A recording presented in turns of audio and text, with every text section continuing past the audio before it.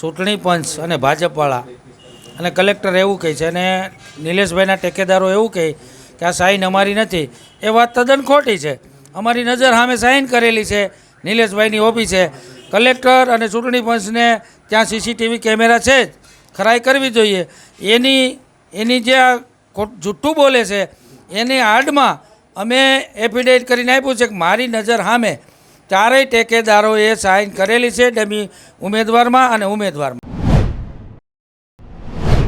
અને ભાજપમાં જે કાંઈ એને તાનાશાહી વાપરી ફોડવાનું કામ કર્યું જે કર્યું તે, પણ એને અમે છોડવાના તો નથી જ. કોર્ટમાં જશું, હાઈકોર્ટમાં જશું, સુપ્રીમમાં જવાના. અમે નથી ચૂંટણી પંચને છોડવાના, નથી કલેક્ટરને બક્ષવાના કે નથી ભાજપવાળાને બક્ષવાના.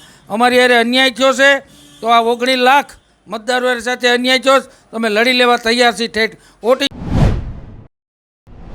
આમ છે તેમ છે, એમાં એના કુમાર ને એ બધા જ હતા ને એના રિલેટિવ જ હતા, બરાબર છે. અને એ લોકોએ એવું મૂકેલું છે કે અમારી સાઈન નથી, તો અમારી નજરની સમક્ષ એણે આગળના દિવસે કરેલી હતી સાઈન. અને નિલેશભાઈ જે દિવસે બીજે દિવસે ત્યાં આવ્યા હતા રજૂઆત કરવા, તો એમણે બી આ જ કીધેલું હતું કે ભાઈ એ આવે છે એવું બધું. તો અમે ઘણી રાહ જોઈ હતી, અમે 1.5 કલાક ત્યાં બેઠા હતા અને એના જે આ જે કહે છે કે અમારી સાઈન નથી એ લોકો હાજર થયા નહીં. અમે એક જ વાત કહીએ છીએ કે અમારી નજર સામે અને અમારી સાક્ષીમાં આ સહી થયેલી છે, એના અમે સાક્ષી છીએ. ટેકેદાર આવીને જ જવાબ આપીએ કે અમે તો જવાબ નથી દઈ શકવાના. ટેકેદારો સાચા હોય તો જાહેર જનતાને જવાબ આપ્યા રૂબરૂમાં, તો ગાયબ કઈ રીતે થઈ ગયા? સાચા માણસ હોય તો સામે આવે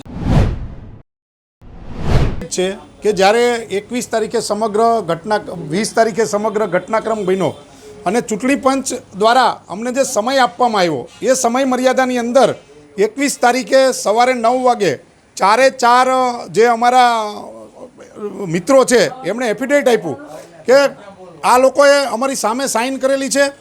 અને એની સામે જે લોકોએ સાઇન કરી હતી એમણે પણ એફિડેવિટ આપ્યું, એમનું એફિડેવિટ માન્ય રાખવામાં આવ્યું, આ લોકોનું એફિડેવિટ માન્ય રાખવામાં નહીં આવ્યું. એટલે ચૂંટણી પંચ પણ શંકાના દાયરામાં કે ચૂંટણી પંચે જેવું આ લોકોનું એફિડેવિટ મળ્યું તો એ સાઇનને એફએસએલમાં મોકલવી જોઈએ, તો દૂધનું પાણીનું પાણી થાય. હવે રહી વાત આગળની કે ત્યાર પછી નિલેશ કુંભાણી સતત એવું કહેતા હતા કે હું કોર્ટમાં જાઉં છું. અને કોંગ્રેસથી સંપર્ક વિહોણા થઈ ગયા. આજે 4 5 દિવસ થયા, ના તો નિલેશ કુંભાણી કોર્ટમાં જાય છે, ના એને ટેકેદારો કોર્ટમાં જાય છે કે આ લોકોએ ફરજી અમારી સાઇન કર્યું. કેમ એના ટેકેદારો કોર્ટમાં નથી જતા કે અમારી સાઇન નિલેશ કુંભાણીએ ખોટી કરી છે? અથવા તો નિલેશ કુંભાણી કેમ કોર્ટમાં નથી જતો? અથવા તો ચૂંટણી પંચ પણ આની ઉપર કેમ કાર્યવાહી નથી કરતું કે સમગ્ર જે લોકશાહીની હત્યા થઈ છે, લોકશાહીનું ખૂન થયું છે, 19 લાખ લોકોને મતદારથી વંચિત રાખવાનું કામ, જે કોઈ પણ ગુનેગાર હોય એને એ ગુનેગારને સજા થાય, તો ચૂંટણી પંચ પણ કેમ આમાં સક્રિય નથી થતું? નિલેશ કુંભાણીની ઓફિસે સીસીટીવી કેમેરા લાગેલા જ, એમની પણ તપાસ નથી થતી, સહી પણ એફએસએલમાં નથી જતી. તો સૌથી પહેલાં તો એમના સીસીટીવી ફૂટેજ લેવા જોઈએ. ચૂંટણી પંચે એમની સહી છે એફએસએલમાં જવી જોઈએ. અને જે લોકો પણ ખોટા હોય તો એનું નાર્કો ટેસ્ટ થવો જોઈએ અને દૂધનું પાણીનું પાણી થવું જોઈએ. લોકોને એનો હક અને અધિકાર મળવો જોઈએ.